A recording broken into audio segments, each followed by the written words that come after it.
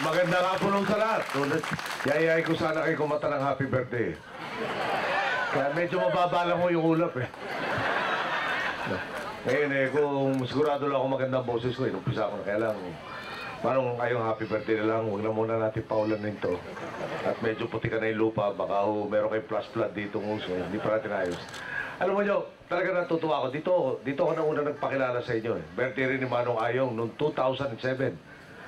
At dahil kay Manong Ayong, dahil sa iba natin mga kasamahan dito sa Cavite, binigay nyo ako ng pagkakataon. Ano naman ang napala ng pagkakataon binigay nyo sa atin? Umpisa ko naman yung binagit ni Mark. Yung LRTA na extension, alam mo nyo nung chairman tayo ng Local Government Committee sa Senado, eh talaga nakita naman po natin sa datos, napakalaki na ng populasyon na Cavite. Halos sa sufisyente, kung hindi ako nagkakamali, sa 10 kinatawan sa Kongreso. Pero nung panahon ng distrito nyo, tatato lang. So ginawa na hong 4 na dagdag, 7 na ngayon. Pero meron pa rin lugar para madagdagan. Para naman ho yung kinatawan na talaga makakatawan kayo dahil hindi ho masyadong malawak yung kanyang sinasakupan. Okay. So, ano ba mga experience natin dito? Kada maimbita tayo sa Cavite, maski noong oras po, pagkaintindi ko parating natatraffic dito. Tama ho ba yun? Napalaki ng population nyo talaga eh. No? Sa Metro Manila po, na sakop ni Chairman Francis, sa umaga po, ang populasyon ng NCR, 14 na bilyon. Sa gabi po, 12. Yung iba ho, umaalis. Yung nakatira sila sa labas ng NCR. So, problema nga ho natin, paano ba natin papapasukin yung 2 milyon na to araw-araw na kumbinyente na maayos naman po yung preso. So, ipinasok nga po itong LRT South. Maliwanag naman po yung growth nandito sa Calabarzon eh. Maliwanag po, napalaki na talaga ng inangat ng Cavite. Alam nyo yung lugar po sa Bacoor, Molino ang pangalan. Amino ko na po yung edad ko, dinata ko po yan, yung talahib lampas bubong ng bahay. Ngayon wala ng talahib yata sa Bacoor. Yeah. Talagang, ang problema ko doon, hindi na talahib, problema ko doon traffic. Okay. So inaasahan po, no? Itong LRT South na extension, magkakaroon rin po tayo ng North, magkakaroon rin po ng East. Pero inuna po, unang na-approve itong LRT South. Mura lang naman po itong project na to. No? 60 billion lang.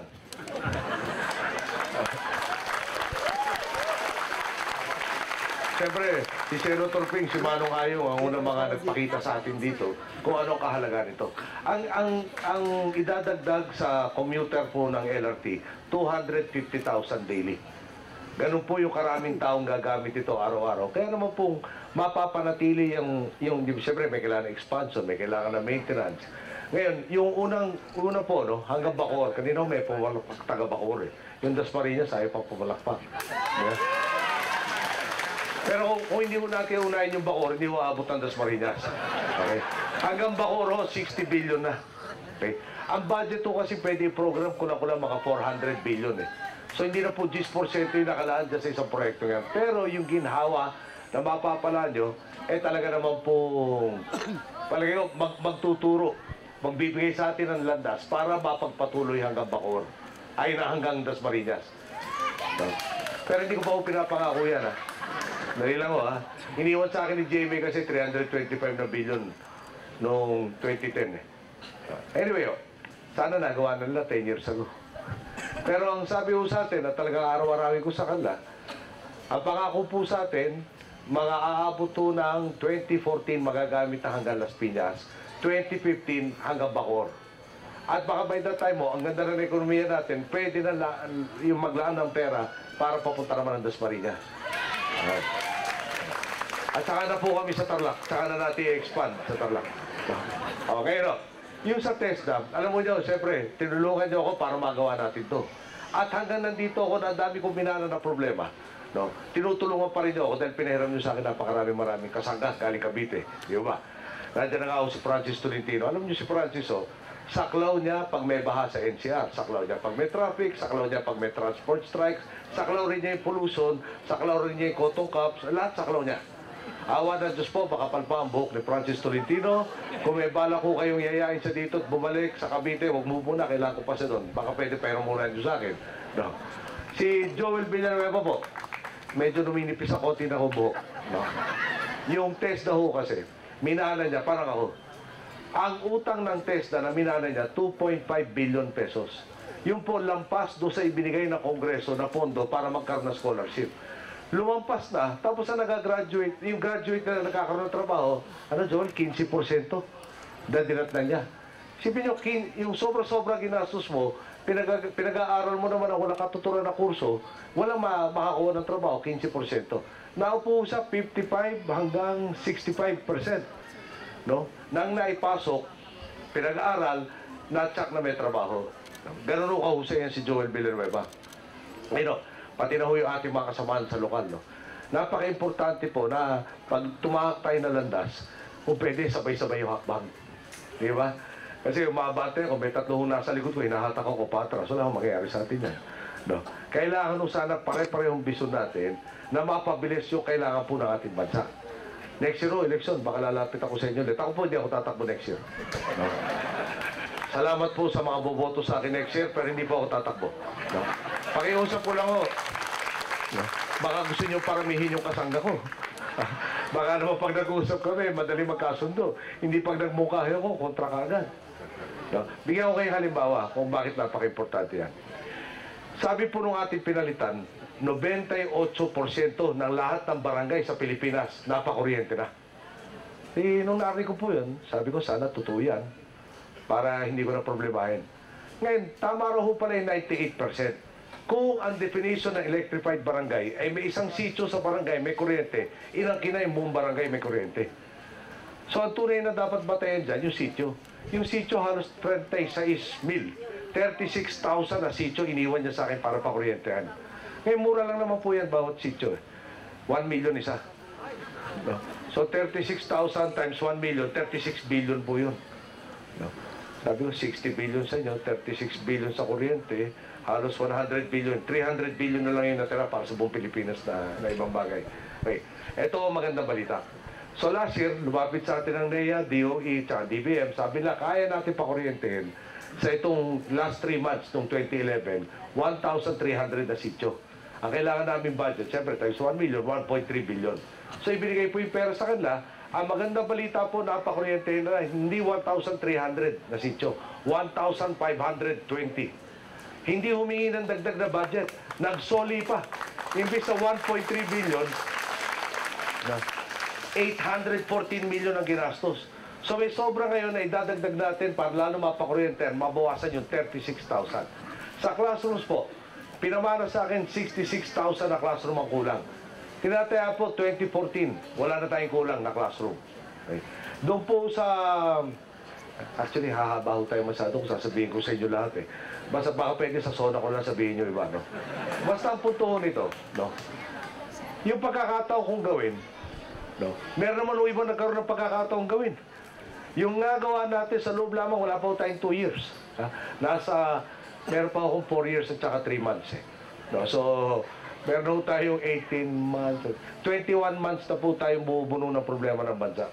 Alam mo niyo, madali naman po yung problema ng bansa. Meron sa local, meron sa outside the country. Pag umaga, yung problema sa Pilipinas. Pag gabi, sa labas ng Pilipinas. Habang natutulog ka, iniisip mo pa yung problema, hindi pa natapos ang solusyon. Pero ito lang naman ang masasabi ko sa inyo. Talagang lakas ang kumpiyansa natin. Marami tayong problema, tama po. Pero talaga kung nababawasan natin araw-araw na ginawa ng Diyos. Tinataya po ng Secretary of Agriculture, next year, sufficiente na rin tayo sa bigas. Hindi na tayo angkat. Pero ang duda ko po, binobonan niya tayo. Palagay ko ho, itong taon na ito, sufficiente na tayo. Kaya lang ninigurado siya, baka dumami yung bagyo. Kaya next year na niya ipinapangako. Napapag-usapan na po ngayon yung export. Sipin mo nyo, no? Nung lumapit ako sa kanya dati, sabi 1.3 million tons parati aangkatin natin. 1.3 million. Eh ngayon, no? Nung 600,000 noong 2011, tapos paskoti pa siguro this year. Baka naman wala na tayong aangkatin. Hindi pa bumabanggit ni Secretary Alcala yung kailangan natin aangkatin. Kaya palagay ko, malapit na tayo talaga sa self-sufficiency. Noong araw, 2 years ago, iniisip ba natin mangyayari yun? 2 years ago ho ba, maisip natin na malapit na mag-bidding dyan sa LRT extension. Siyempre, may dadaan pa ho tayong proseso. Hindi naman pwede maghanap ang kontratista o pakigawa mo atong train. Kailangan ho talaga, may proseso na sa totoo lang ho. Pag bibili ng ballpen sa gobyerno, 4 na buwan po yung proseso bago mabili yung ballpen eh. Meron ho kasi invitation to bid. May pre-qualification. merong actual bidding, merong post-bidding evaluation, may andan ho talaga dinadanan. Sabi ko, ballpen na binili ko, o pabili ko ngayon, madideliver 4 months from now, pareho pa kaya presyo in 4 months. Pero mababa naman po yung inflation kaya sa malamang, tuloy pa rin ho yung iba. Ulitin ko lang, yung kuryente, balikan ko lang Yung problema rin ng konti sa kuryente, hindi naman, di ba, tignan nyo kung merong common sense to. Yung poblasyon may kuryente, yung sitio wala. So, para mapalawak yung nabibigyan ng kuryente, ididikit natin yung sitio na malapit sa poblasyon. Tapos, pag naidikit na doon, yung susunod naman doon. Di ba? Maliwanag ko yun, Pag pinasukan ng mga lumang istilong politiko, pag namili sila ikakabit na sitio, kailangan yung sitio kung saan sila nanalo. Pag natalo sa malapit sa poblasyon, laktawan niya, punta tayo doon sa malayo. Eh di pag punta tayo sa malayo, siyempre mas malaking gastusin natin para maikabit ka agad yun. Kesa idugtong-dugtong natin, di ba? Eh, kawawa naman yata yung bayan, yung sitio na nakakalimutan dahil iba ang binoto nila. Hindi naman yata ganun dapat ang patakaran. So, 2016 nakako ko sa inyo lahat, di ba? Pagdating natin ng 2016, tatandaan na natin na nagkakita tayo ng 207. Humihuna akong kumatok sa inyong puso. Mas makapal pa ang buhok ko nun. No? Basta 2016 floor wax na gagamitin natin dyan. No? Dahil kakabuno ng problema. Pero, sabay-sabay tayo lumingon. At masasabi natin siguro, ang laki na ng pinagbago talaga ng ating bansa. At yan po, lahat yan nagmula dahil nagtiwala kayo. Yung turista, nung dumating yung ating bagong kalihim ng tourism, sabi niya, ang turista ng Pilipinas taon-taon 3 million lang So yung ginawang target, 6 million, 2016, 6 million na dapat ang turista natin. Bakit importante yung turista? Bawat isang turista dumating, ang halaga raw pong katumbas doon, $1,000 sa pagbisita niya ng 3 araw. So, yung 3 million, multiply niyo ng 1,000, multiply niyo ng 40, yung po tulong sa ekonomiya natin. Sabi ng bagong kalihim natin, teka mo na, lita man yan. Hindi pwedeng 6 million. Kaya-kaya natin 10 million pagdating ng 2016.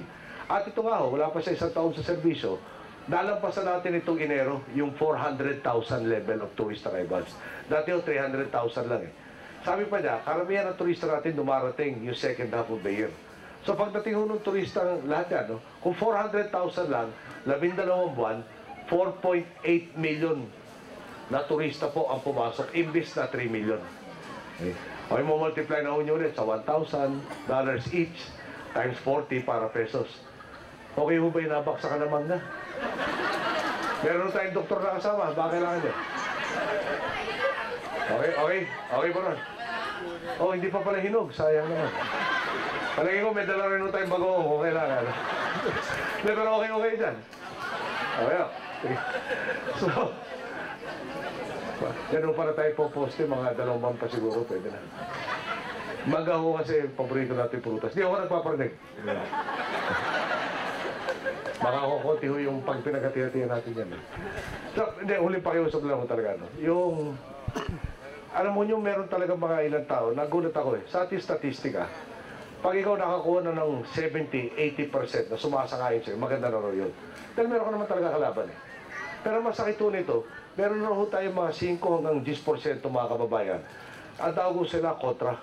Ano yung kontra? Kung ano man yung posisyon mo, kung kontra sila. Maski sumakayaw ka sa kanila, babaguhin na yung posisyon nila para kumontra sa'yo. Meron ho palang ganun.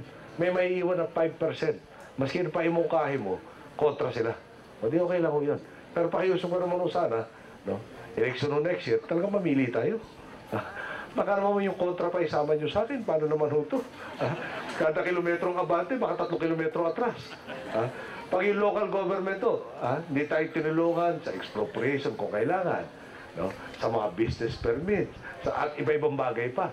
Ano ang mangyayari sa atin yan? Mapipilit, pero gaano katagal bago makuha yung biyaya? Wala naman ho tayong mumukhang mali. Pero tayo hindi umiiral sa ano ba yung magpapapogi sa atin. Masaya ko na ako, sabi ko naman sa inyo. Masaya na ako, tinuturing ako na nanay ko pogi. Ngayon, ang importante na lang ho sa akin dito talaga, 2016, retirado na ako. Pag nagretiro ako dito, nakita tayo, nakangiti pa ba kayo sa akin o nakasimamas kayo? Importante ho, nakangiti. Mangyayari yan kung tutuparin natin lahat ng inasam-asam natin. Mangyayari po yan. Siyempre, kung pag talagang sama-sama tayo lumakad. Ako po parati makukumbinsi. Habang nangukumbinsi ako, tinatawag po nila ako. Nung araw, tawag na sa akin, wala raw akong leadership. Sa English raw po, wimpy. 2010 po yun. Noong 2011, diktador naman ako. Kaya itong 2012, wimpy dictator na ako. Malambot na nandidikta. Parang gano'n siguro ang punto nun eh. Pero karapatan lang magsalita. Basta huwag na sila lalabag ng batas. At pagtatanggol po natin yan. Dahil yung mukhain ko, mukhain lang, baka naman sakali mapagsama pa, baka mas maganda ang resulta. Hindi ko tayo magsasar ng tenga sa mga tumutulig sa atin, sa mga kumukontra. Pero ang pangako ko lang ako sa inyo, pag may desisyon tayo, maliwanag po sa atin, no? Ito ba ay nakakabuti sa nakakarami? No? At kung hindi tsak na nakakabuti, huwag na ho natin pagsabi. Siguro, mahaba na ako nagsalita, isang bagay na lang talagang namimiss ko rin naman ho kayo. No? Alam nyo kanina sa dyaryo, may problema ho tayo ng kuryente sa Mindanao. Okay? At aminin na natin, napabayaan. Yung isa hong pinapaayos natin, nagkakalaga ng 2.6 billion.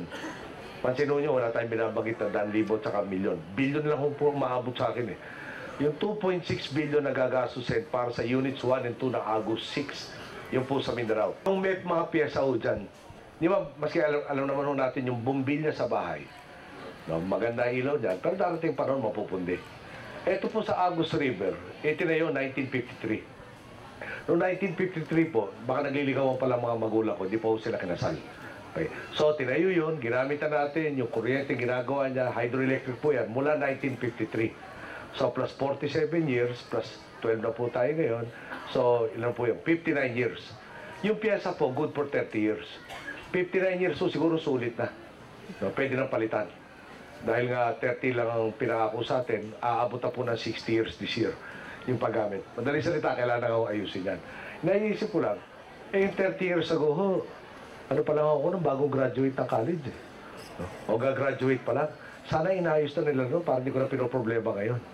No? So, kailangan nun yan 30 months para mapalitan. Malalaki yung makina yan, ma-improve. So, sa yun sinabi ko doon sa press conference sa araw, may problema na kuryente sa Mindanao. Kulang yung nagagawa sa pangangailangan. May panandalihan solusyon, yung barges na gagamit ng krudo. Yung krudo, mahal. Yung tubig, yung galing sa kuryente, galing sa tubig, mas mahal. Kung ayaw natin ng brownout, kailangan natin tanggapin muna to hanggang matapos na itinatay yung dalawang coal-fired plants. 2 years pa ho yun.